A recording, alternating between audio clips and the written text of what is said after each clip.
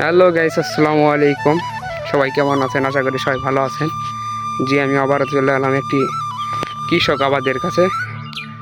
আলু রোপণ করেছে। আলুর গাছটি অনেক সুন্দর হয়েছে, আপনারা সবাই দেখেন।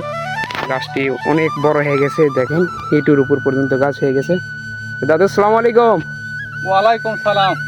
দাদু, কি খবর? ভালো আছে? আলহামদুলিল্লাহ, আল্লাহ পাক ভালো রাখিছে। যে আলুর গাছ তো অনেক সুন্দর হয়েছে দেখছি। হ্যাঁ, অনেক সুন্দর হয়েছে। এবারে আলু কতটুকু লাগাছেন? আলু আছে 5.5 বিঘা। 5.5 বিঘা। হ্যাঁ। সব আলু কি এই হল্যান্ডার নাকি? হ্যাঁ, হল্যান্ডার আলু। দেশি আলু লাগান নেই? দেশি আলু খাওয়ার জন্য কিছু কাটা 3-4 লাগা। ও, এই আলুর গাছ তো অনেক সুন্দর হয়েছে। এরা কি ওষুধ দিছেন?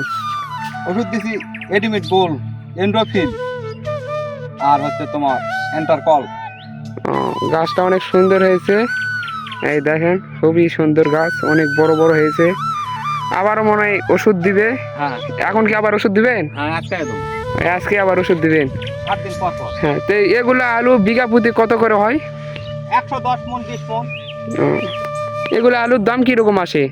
এরকম 500 550। এই বছরে কিরকম বাজার যাবে কিছু কি বুঝতে পারতেছেন?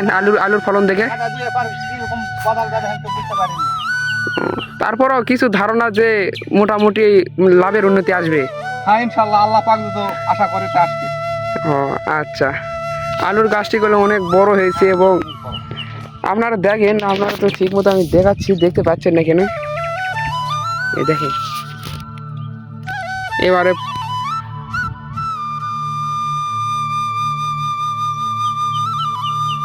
আলু সরিষা দিয়ে মাঠ ফসল ভরা আমাদের এই জমি।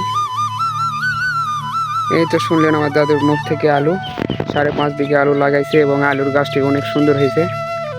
এই দেখেন, এখন এই কাজ করতেছে, ওষুধ দিবে দেখে লালা ফাঁকা করছে, কারণ গাছটি অনেক বড় হয়েছে, গাছটি মারা যাবে দেখে লালাটা ফাঁকা করতেছে।